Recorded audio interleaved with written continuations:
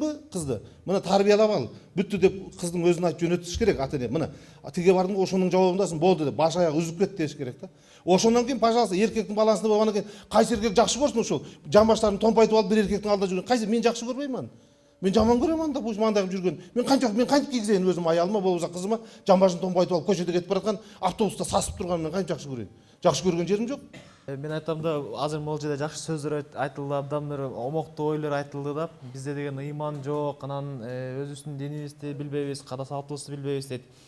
Ошонун түбүнө эмне жетип атат? Ошонун түбүнө биздин аң сезимибиздин ойгонбогону жатат да.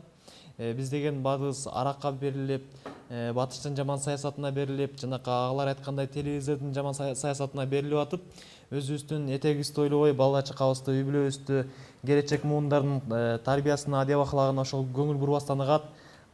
Ошондон ушундай бир окуялар келип чыгып атат да. Биз деген үй бүлө курганга деген эң биринчи бала чаканы ата эне тарбиялабай атат, ошону даярдабай атат да.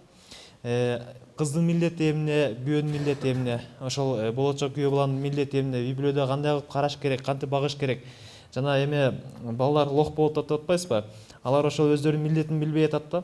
Аялды кантип багыш керек, аялга кандай мамиле кылыш керек, аялдын астында өзүнүн кандай адеп аклагын көрсөтүш керек. Ал эми аял деген күйөөсүнө кандай милдеттери бар, ошо милдеттерин билбегендиктен болуп атат да. Ата-эне үйрөтпөй атат. Ата-энелер эч ким үйрөтпөй атат. Буга деген коом мындай бир кайдыгер карап атат да ушул нерсегечи. Урматтуу катышуучулар, биздин коомдо айыл-элетте ушундай пикирлер бар. Ата-энелер баягы өздөрү сүйлөшүп, мажбур түрүндө үйлөп коюшат, ошондуктан ажырашуулар көп болуп атат дейт. Демек биздин жаштарыбыз сүйүшүп, күйүшпөй үйлөнүп атат деген суроо келип чыгып атат да.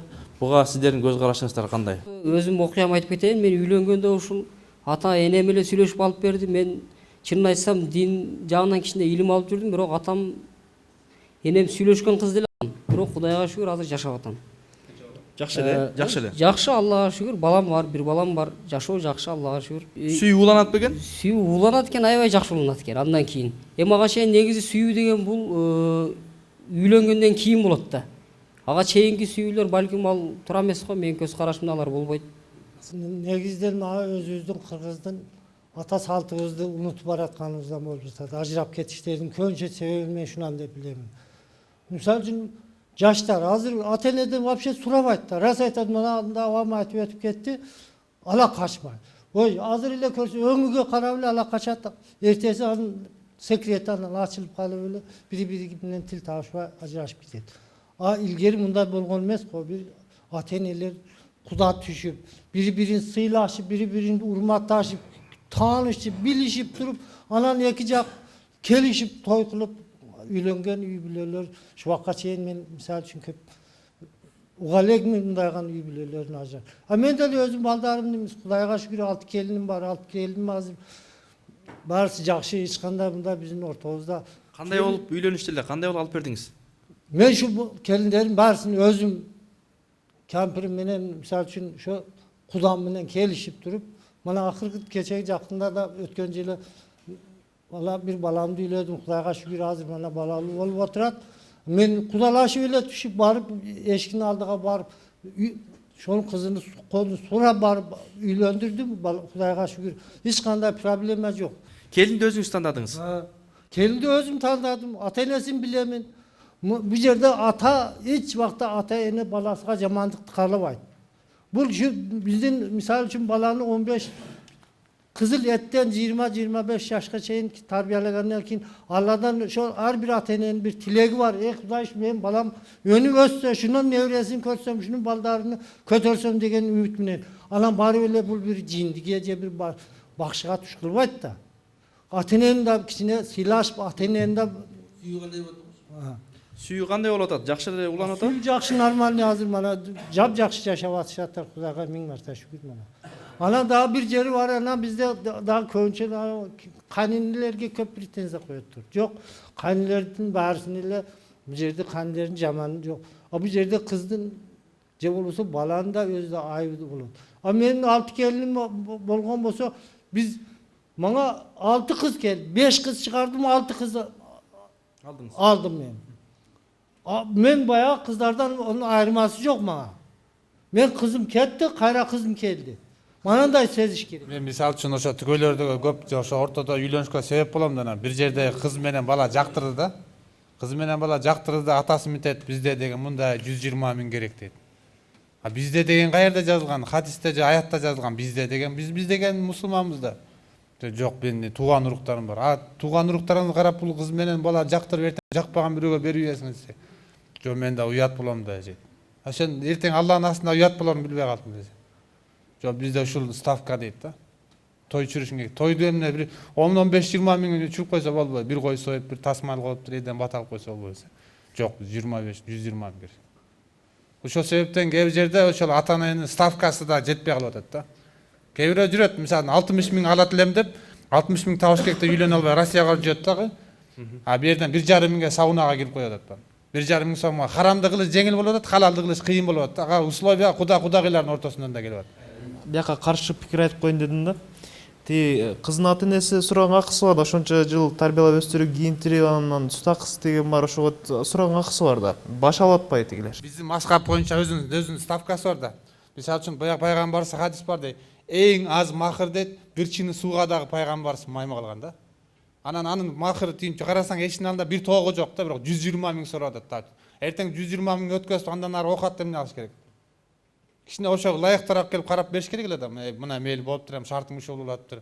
Бул жакта мусулманбыз деп момун. Жок, 120 000 алып кел, анан кийин ар жакта жашооңду дагы улантасыңбы, той алып бересиңби, үй алып бересиңби, бала чакасына дагы бала мал таап бересиң, ал өзүңдүн ишиң, мен ставкамды алып калдым. Анан ошондой себептен алып калды, анан тиги айла жок жабышат келине. А келине баары бир айла жок, болгонун берди, анан ажырашат элем деп да чыгат да. Баары бир арга жок, мен аркама көзүмөн да карайт деп. Ошондойлор да болуп атат да. Айтып атышаттар азыр. Мен, например, ата энем эле алып, таап, үйлөнгөнмүн. Кудайга шүгүр 3 балам бар. Жакшы эле жашап атабыз да. Ата эненин да сөзүн уккан жакшы эле болот го дейм. Адамзатты кантип алып качаттар, мен ушуга айранмын да. Şu ajrашып кетиштин негизги себептери ушунан. Негизги себеби анын акчасы күйбөсү. Ал эмне? Бүгүн алды эртең кой берип жиберет. Толуп жатат экен кыз. Көчөдөн кармап эле малды да бирөөнүн тоогунда урдаганда коркосуң. Азыркы жаштар илтимос силерде şu суранам, şu ала качкан нерсени койгула. Жагабы? Ата энеңе айт, палан кыз мага жагат. Шуну барып эшигин алдыга босокос жатып алып, шонун кызматын кылып да болсо ошол кызды алып берели. Бирок şu ала качкан нерсени койгулачы. Бирөөдүн бир канча мына 20 жыл тарбиялаган, шону сактап бүгүн гүлдөө бир жерге кондурайын деген нерсең колуңдан алып кетип оозуң кургап отуруп калат да. Ал турмуш болбойт ал. Турмуш болбойт. Бирок мындай болуп атпайбы? Азыр мына сиздердин кыздар го тарбияланган да. Бар деген жаңарга барат. Азыр бирок биздин коомдо кыздар бар, 100 күйөө келип түшсө да барбайт. Же окуган окуу жок, же кылган иши жок. Күйөөгө чыксаң чыкпайт. Ошо көчүктөрүн кыймылдатып, ары бери жүр да. Ар кимдин көзүн кызыктырып. Анан ошо бала бечара кызыгып алып атат да, мен алып алсам ушу жакшы болот эле деп. Анан келсе эле жок. Ой, кел күйөөгө чыгып мага десе жок. Ой, келчи деп экинчиси келсе да жок. Анан бирөө келип ала качып кетет да. Анан кийин чынында кээ бирлери бактылуу болуп кетет да. Мисалы сиздердего чык десеңер кызыңар чыгат. Тилиңерде калат. А биздин коомдо ошондой болбой калды. Биздин коомдо эч кимдин тилин албайт. Ата энесинин тилин албайт, эч кимдин тилин албайт, үй күйөөгө да чыкпайт. 25ке чыгып калса эле күйөөгө чыкпайт. 30ка чыгып калса эле күйөөгө чыкпайт. Мына ошондой болуп атпайбы бизде проблема. Бул жерден жигит айтып атпайбы, жанагындай 120 000 талап коюп атып. Чынында Куранда айтат да, аялдарга кыйыңтар алтын бергиле. Кыйыңтар деген үймө көп бергиле дейт. Мен мындай да, мен макул болгон себебим мындай болот да, мен иним бар да, анан калың бербейм дейт да. Анан эмнеге бербейсиң десе, жанагы хадисте дейт да, пайгамбарыбыз айткан, эң жакшы нике бул арзан болгон нике. Анан мен сен эмнеге бул хадисти алдың, а эмне Куранын аятын алган жоксуң? Куранын аятын айтып турбайбы? Кыйыңтар алтын бер деп. Көп алтын бергиле деп. Айтып атпайбы Куран? А эмне үчүн аракет кылбайсың? Мисалы, колунда бар да, мен айтам, ал сен үчүн эмес ол хадис. Ол хадис колунда барлар үчүн. Колунда барбы? Бер. Сенде колунда бар, эмне үчүн бербейсиң? Азыр көпчүлүк эле туугандар кафеде өткөрүүнү, тойду кафеде өткөрүүнү мода кылып алышпадыбы? кээ бирлер айтып калышат 400 000 сом кетип той өттү же болбосо 500 000 кетти деп мактанып калышат да. Өткөргөндөр өткөрүп коет, бирок кээ бир жигиттер үйлөнө албай 400 000 500 000 акча табам деп Россияда үйлөнө албай жүргөндөрүн угабыз да. Анан бир жеңил желп эле үйлөнүп алышты биз кеңеш берсек, жок, мен качан гана ошончо акча табам, андан кийин үйлөнөм дейт. 500 000 акчаны канча жылда табасың десек, билбейм дейт. Азыр канча акчаң бар десем, азыр ак эле сумманы айтат. Ушинтип үйлөнүү кечигип биздин кыздарыбыз дагы турмушка чыга албай атышат, эркектерибиз дагы үйлөнө албай атышат. Бул улуттун зыяны, бул катастрофа деп түшүнүш керек да мындай нерсени. Шарият боюнча ысырап кылбаш керек да. Алыңа жараша кылыш керек. Чында эле жанагындай өзүңдүн алыңда эч нерсе жок, колуңдан келип мына чоң астрономический сумма сураганда туура эмес. Бирок колдо бар кишиден сураш керек да. Колдо бар болсо бериш керек. Аялга аябаш керек. Буш аялды бүлө көрөм деп, мисалы Манастан сураганда тажиктер айтат да, бул Кыргызстан сурай бер, булар качып кетет дейт. Анан кийин айтып бергиле дейт, Манастын атасы Жакып. Айтып бергиле канча сурасаңар. Анан кийин мынча төө, мынча уй, мынча бука, мынча нерсе бересиңер, анан мынча алтын бересиңер дейт. Анан болуптур дейт да. Анан 3 эсе көп жыйнап кел дейт да. Ошо анткени аяган жок да.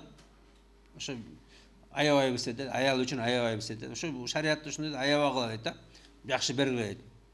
Анан чынында мына мен ошо айтарым, ошо жакшылап тарбияласак да кыздарыбызды, балдарыбызды. Бул жерден бир эле кыздардан эмес, балдардан кетип атат. Айтып атат жана лох болуп алат деп. Анан лох болсоңор, анан конечно силерде кире дейт. Кыздарыбызды да жакшы тарбиялайлы, ошо барган жеринде мына бүлө болуп кетейин, атам энемди уят болбосун, ушу кайненем, кайнатам ата энемди каргабасын, атаң менен жерге кир, энең менен жерге кир, ушу тарбия берген ушул деп каргабасын деп, ушу кыздарыбыз да жоопкердүү болсун да барган жеринде. Урматтуу телекөрүүчүлөр, мына өзүңүздөр көрдүңүздөр, биздин ушул Чүй областына караштуу Ысык Ата районунун Кызыл Суу айылынын тургундары менен биз сиздерге ушул үй бүлө жөнүндөгү азын олак сөз кылдык. Чечимди сиздер чыгарасыздар. Пайгамбарыбыз айткандай, ар бир амал ниетке жараша болот дейт.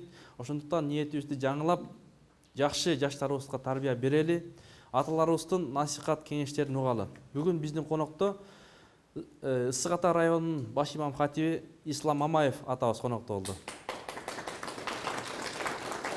Жана коомдук ишмер Илмүрөк Адеп Ахлак жана Маданият борборунун мүдүрү Өзбайжы Чотонов конокто болду. Урматтуу телекөрүүчүлөр, үй бүлөңүздөр бекем болсун, үй бүлөңүздөрдө ийгилик болсун. Бүгүнкү жаштар эртеңки келечек, жаштарыбызды жакшы тарбиялайлы. Кийинки эфирден жолугушканга чейин сиздер менен коштошом. Салам алейкум.